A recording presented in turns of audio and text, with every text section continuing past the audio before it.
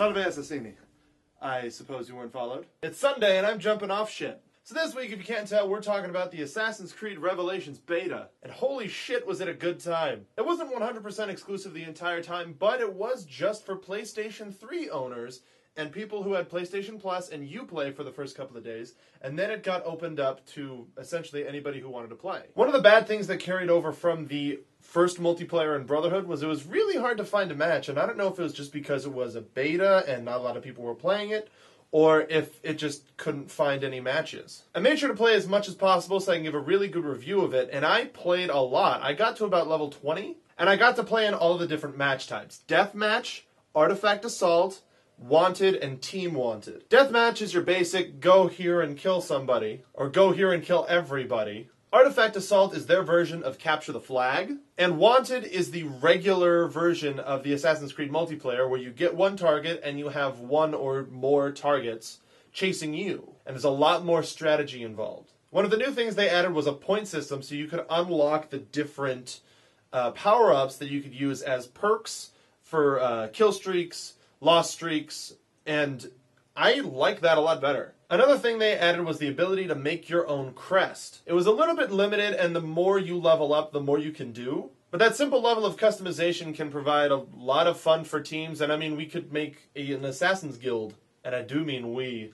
The different maps that we got to play on were really fun and very varied, to turn a phrase. The level we played on Artifact Assault had a lot of different levels to it, so it was very easy to lose your pursuer and to lose what you were pursuing. There's a level with a big market area with covered tents with little different booths in it, like a marketplace, if I didn't already say that. Some had a lot of roof space, some had a little bit of roof space. But overall, the multiplayer maps were very well designed, and I hope that the ones that get added on top of these in the final game, as well as after release, are just as fun, and I'm pretty sure they will be. And the music, holy shit. The Assassin's Creed universe has had a really great history when it comes to music, and if the multiplayer beta is any indication, the music in the game is going to be really good. And hopefully the special edition won't come with the soundtrack on the game disc as opposed to, like, a download code for a soundtrack. They're fucking new. I really didn't like that with the Brotherhood Collector's Edition for America. We got a Blu-ray that had special content, trailers, and the soundtrack, but you couldn't get the soundtrack off of it. Unless I'm just stupid and I did it wrong. How can you help me if somebody else has done it? But now to my actual experience playing the game, I had a lot of fun except for Deathmatch. See, for Wanted, you get a marker that shows you how close your target is, and it can assist you in a strategy. There's a little marker that gets wider and wider the closer that your target gets, and if you can see your target, if it's visible on your screen, it lights up.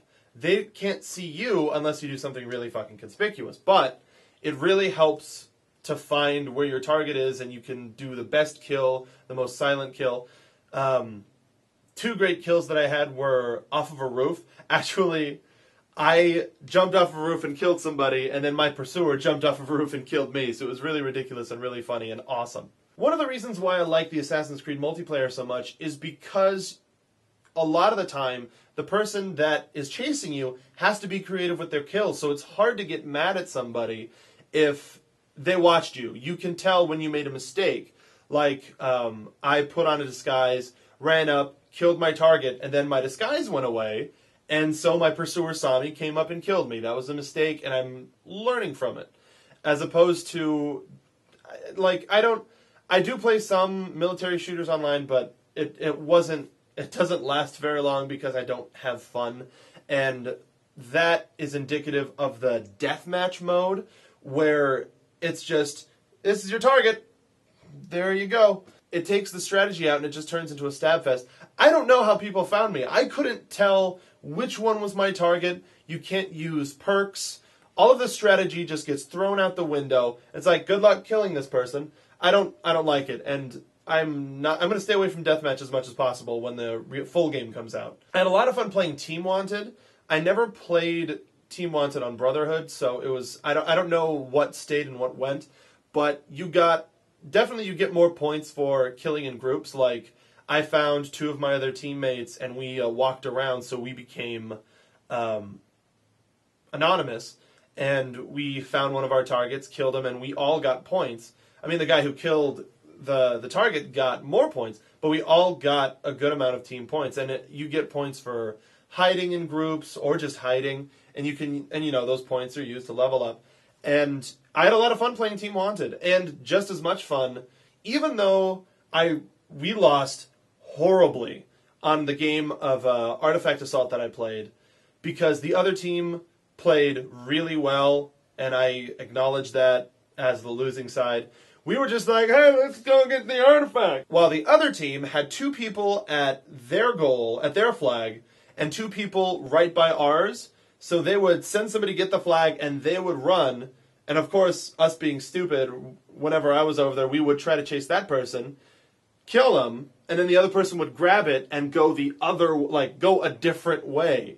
So they won, obviously, and anytime we would try to run and get the artifact, they would find us immediately because they were right by it. And very good strategy, but I still had a lot of fun, and I learned a lot. So good news and bad news time. The good news is the beta was really fun, and it really gets me excited for the release of Assassin's Creed Revelations. But that's the bad news, is we have to wait till November until we get to play as Ezio, Altair, Desmond, and in multiplayer as a Templar. One of my favorite things that I read about the announcement of this game was that leveling up in multiplayer will give you pieces of information from Abstergo about their history from their history books. So it's kind of made multiplayer essential, and the level cap, once you reach level 100, you get like a big nugget of information. And of course you could probably find it online, but where's the fun in that? I'm so excited for Assassin's Creed Revelation, and I'm sure everybody watching this is too, that's why you're watching it. If you didn't get a chance to play the beta, why not? Are you on Xbox? Did you just not have the time to play it? If you did play the beta, what did you think of it? Let me know in a video response, Miggy, or a comment, regular text, boring-ass comment, Miggy. And if you're getting Assassin's Creed Revelations for the PlayStation 3, let me know. I'll hit you up with my PSN ID. We'll hit up some Team Wanted, Team Artifact Assault, and stay the fuck away from Deathmatch. So that'll do it for the game review this week. What do you want to see me review next week? I've already mentioned Star Fox 64 3D.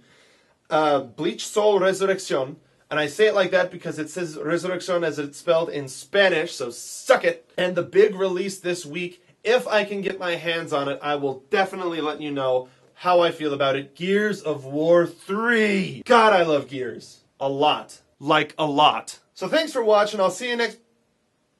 Did you hear that? Until next time, Internet. Requiescat in pace.